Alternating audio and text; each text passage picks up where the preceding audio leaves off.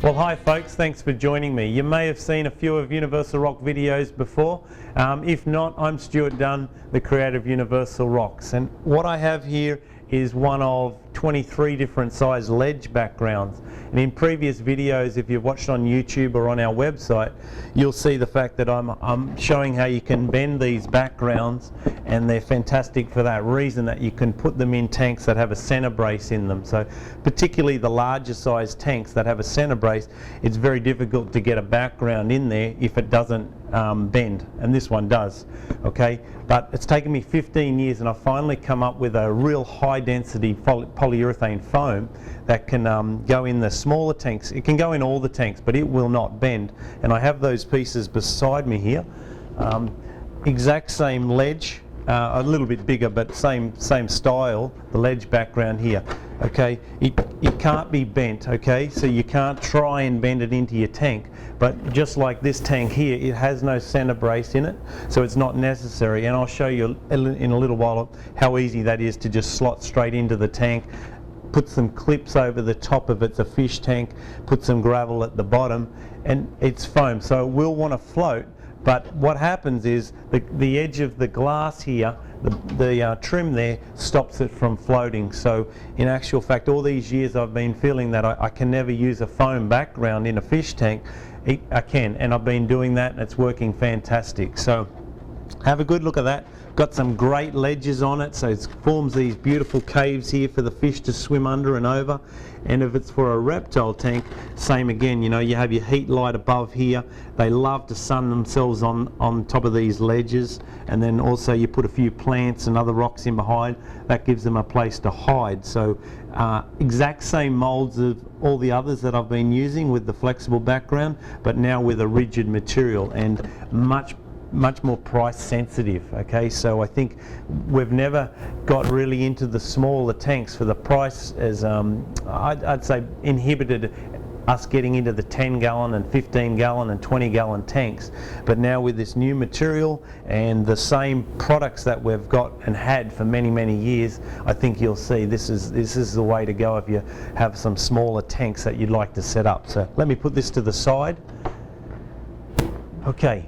Also, our backgrounds haven't in 15 years packaged them, so at the moment they're coming in a shrink wrap package, which for the end user doesn't matter, but for the retail shop it stands up and looks a lot better in the shop. So here we have the instructions. This video, which will be posted on our website and on YouTube, will pretty much I'll show you exactly what we're doing there, and then on the front is better than a box. You see the whole product, which I think the product sells better than any pictures. So that's our rocky background, 21 sizes. Our ledge background, 23 sizes, and all of our other products can come also in this rigid foam. So let's get started. First thing you should do whenever you put something new into your fish tank or your reptile tank is wash them down. And for Universal Rocks, I'm going to show you two different ways to do that. One is just simply with a soft scrubbing brush, and the second one is with a power washer.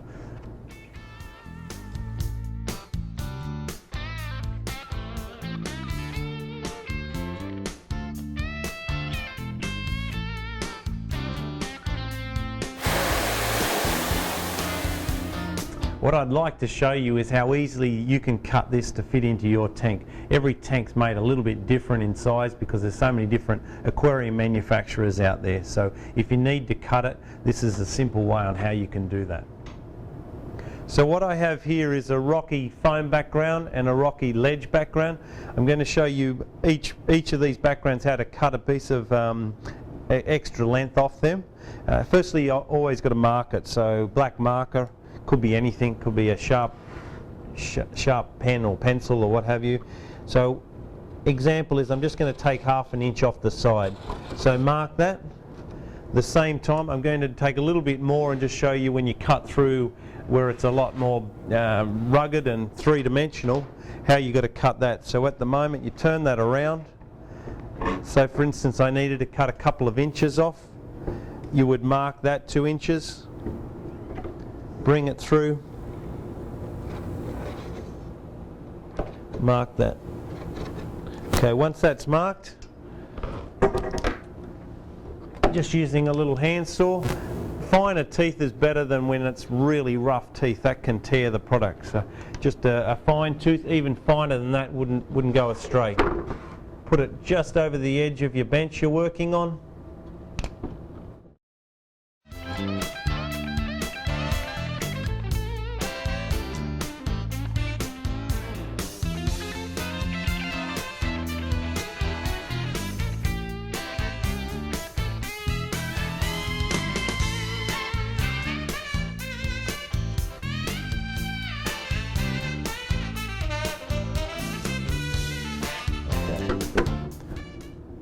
So we've just cut that off there, nice straight edge, and now that'll fit into the tank nice and tight up against the glass edge.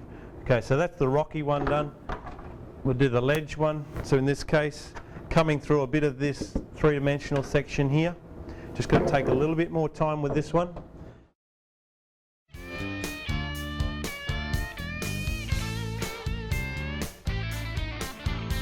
Mind you, if say that bottom corner broke off when you were doing that, you can actually just super glue it back on.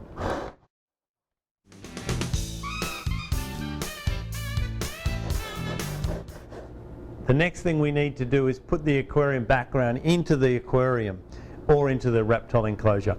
If it's going in an aquarium, before what we were using was magnets to hold it in place, and some of the time those are working good and sometimes not so good, so we came up with some plastic clips which hold it right at the back and at the top of the tank. If you've got a reptile enclosure, you can't have those clips over the top of the tank because then the animal may be able to get out between the wire top and the clip. So in that case, what you need to do maybe is silicone it in place. Otherwise you can sometimes just get away with all pushing your gravel against the base of it and pushing it right up against the back of the tank. So I've just shown how you can wash the product down. Second to that, I've shown you how you can cut it, so if you need to cut it to make sure it fits into your aquarium. The third thing to do is to actually put it into the aquarium. We've got some plastic clips that I'll show you in a minute how you can put those over the top of the tank to hold that in place.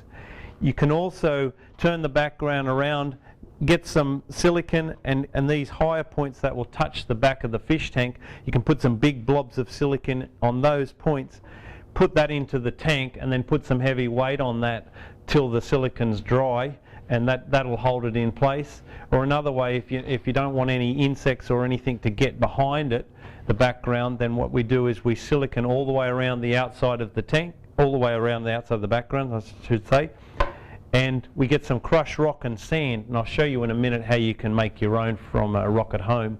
So we put the silicone around, we throw the sand on there, and then we use a little brush there and dab the sand all the way in. That way it textures it, and it also makes the colour in it and blends in with the background. Okay, so what I've got in my hand is some different colours. These colours are just different coloured sands, and what you'll do is you'll throw them onto the wet silicone, and that'll camouflage the silicone to match into the rock. And you can buy those, we sell those, but hey, if you're a little bit cheap and you don't want to buy anything, then go to the garden, grab a rock out of the garden, and you'll find there's different parts on the rock which are different colours, like that's light, that's a bit darker. So what you do is you just grab a hammer, get a table, do it on the driveway, doesn't matter, and then you just crush it up.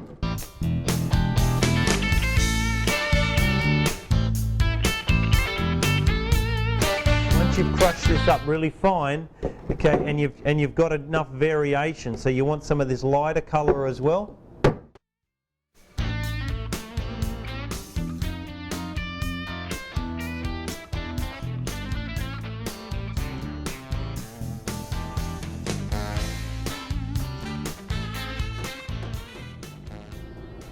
So we've got a couple of different colours happening here, and if I went over that rock a bit more, I'd probably get a third one. So we bring those together. Okay.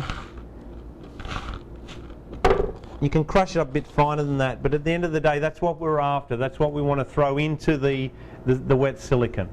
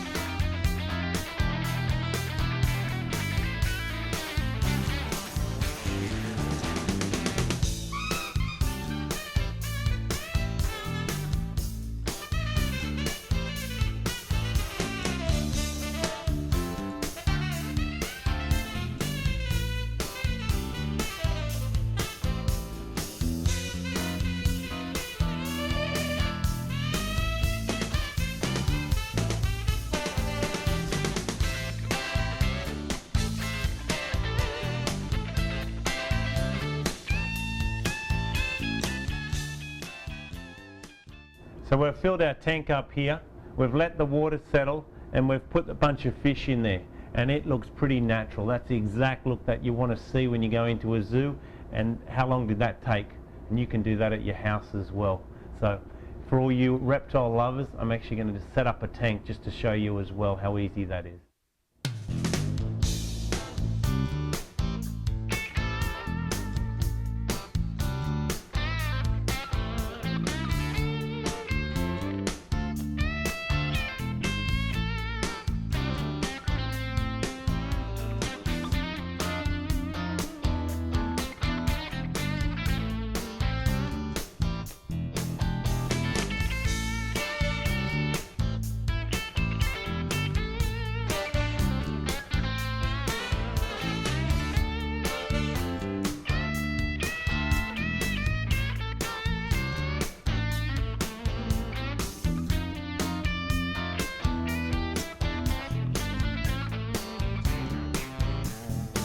What I've got here is a couple of little bearded dragons, and by the way, I grew up in Australia. I now live in America, but I grew up in Australia catching these out in our local bushland, and they hated being picked up.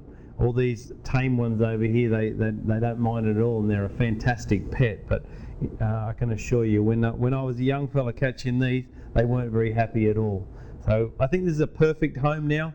It's got a lot of for a tank, which, you know, if you didn't have a background, if you just had a photo or just glass at the back of the tank, then all they've got to walk on is the base of the tank. Now they've got the base of the tank, and also they've got all the walls and the ledges. They love it. I've had them in our fish tanks with our backgrounds for a long, long time. So let's put them in.